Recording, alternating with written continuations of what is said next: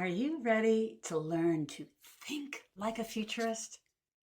All laid out in this beautiful book, Think Like a Futurist, where you get to learn about foresight and what I would consider just basic change literacy in the four forces, which we're going to do a little bit later. It's really a very strong book that is based in universals, rooted in the kind of things that never change. So it's still relevant. I use it, I watch it, I love it. It's tested again and again. This is really what, in my view, brings strategy to the strategic process. One thing, this came out in 2012 was when it was published, but it is already something that I have been working with for some time. I began writing it in about 2010. So this has stood the test of time for sure. However, it was only just after that it was published that I started creating another model, what I call solving for X, or the algebra of strategy. So this is in addition to what's in the book for how we think things through, which is really the core purpose of strategy. Let's think it all the way through so that we are always basing our strategy on what are the needs that you're serving. What is your view and your purpose and your passion to meet those needs in a particular way, otherwise known as your purpose? How is it that we are going to keep meeting those needs in our way over time, which is where the foresight research comes into? And then how do we make sure that we're scoping it for a real business problem, a real need that is going to give you the map of your strategic territory? This is what strategy truly is. And it is not, as is too often conflated, strategic planning. It makes me nuts, actually. I get hive, I get tantrumy and itchy around the fact that planning is a separate process. In our course, Leading Strategy, we divide strategy to occur with foresight, where we are looking to what are we creating and mapping our territories in the future. Once we have that as a grounded vision of what's possible, we can move it into innovation, which takes us from here to there as we begin to outline and define our priorities, the projects, and then guess what? Now we can plan. They are two separate processes. And we'll look at some good examples and bad examples of what that can happen. But I hope you will share my commitment to really protecting strategy for what it is and not conflating it with a vision or with values or a big aspiration, or in fact, just a description of what you already do that is now backfilled from the chosen data points to make it feel good. You can tell me that it makes me a little woody. It's okay. In any case, let us preview what the solving for X, the algebra of strategy, looks like. It's pretty sweet, and we're going to have some help from my favorite professor, my cutie professor here. Here you can see at the chalkboard that we are solving for X. X in algebra says it's an unknown quantity. What we try to do is we start with something that is a clear enough opportunity or a challenge or just a hunch. There's something here for us to understand better or to pursue, but what we need is some real definition about it. We must, in order to do strategy, have something that's at stake for us. So it is ultimately a problem to solve. However, once again, we begin with, we don't know. But this algebra of strategy helps us think it all the way through. So we begin by, once again, putting the needs of our customers right at the center of this. We are looking at those deeply human core needs that are universal for all time. They are the needs to be safe, to be seen, to have comfort, status, belonging, whatever it may be. These are the things that don't change over time. And this is, again, what we anchor our strategy to. We will look at the things that do change and conditions when we do that work. But strategy is always fixed on the things that don't change. And this you need to understand. We, each of us, each organization, has a point of view about how we want to best serve those needs. This is really quite beautiful work.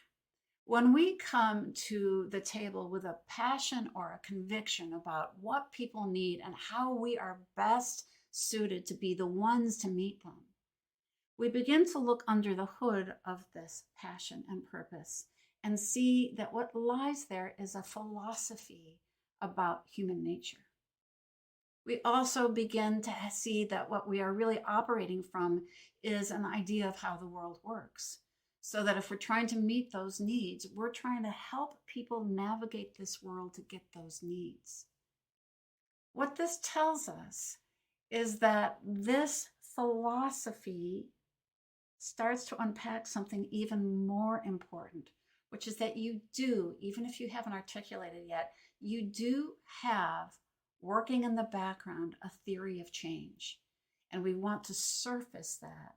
This is an if this, then that. If these are people's needs, we believe this is the path that they should take.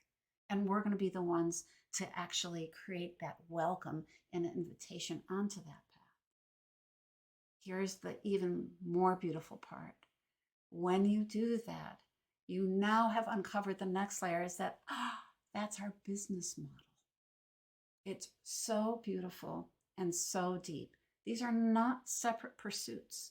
This is actually a depth inquiry about what you really, really mean, what people really, really need, and how you really, really are going to be the only ones who can meet their needs in this particular way. It is, in fact, what differentiates you. I like to say that there is no need ever to compete with anybody else. We all have many, many competitors in our fields who do more or less what we do, but nobody does it the way that any of us or any organization does. So stay true to the thing that differentiates it, which is your point of view, your philosophy, all anchored in your sense of purpose. We'll walk through that over the next weeks. We then move to, all right, so we know that we have to stay relevant to people, meeting their needs over time. So it's going to really serve us to have an idea of what's changing. If we're going to investigate what's changing, we need to have a sense of a horizon. It's important. Are you looking 1 year out, 2 years, 5 years, 10 years, 30 years? Because now you're scoping your research as to what you really need to know about the conditions and the context in which people's needs will be situated. Again, the needs don't change. Culture changes, technology changes, values, superficial values change, but the needs are the same. So what we're investigating, and this is where we apply our foresight practices, foresight's effectively about how to do this research really well. We're asking questions about how are those needs going to be met in the future by inquiring how will they be living, working, and creating family and community, or any other type of context that is critical for your work. This is how we scope our research so that we can thoroughly investigate each of these factors that gives us our map of the territory. What do people need? How is it going to change in terms of how we access it over time? Because it will shift maybe a little bit of what we produce and how we deliver. That's what a business does, according to our unique point of view. And then we get a beautiful map of those territories, a proprietary territory that is what you are going to pursue. So we now get to come back and consider that where we do the planning happens in innovation.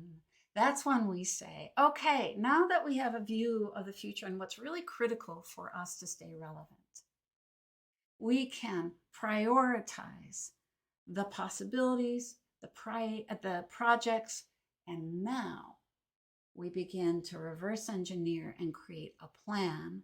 And the result is a now to future portfolio of projects that give you your ladder to that future. Beautiful. For me, strategy, innovation, and leadership are all contiguous, but they do have focused ways of supporting them. Strategy, we have to know what it is we're up to and what makes us different and what's smart and how we get traction. It is our vision. Innovation is our way for fulfilling it. And then leadership is who we need to be to actually steward and support real strategy, real innovation, and then ultimately real decision making and belonging to bring the group with us. So now that you know what a definition of real strategy looks like, I am excited to go there with you and say, let's make it real with Solving for X.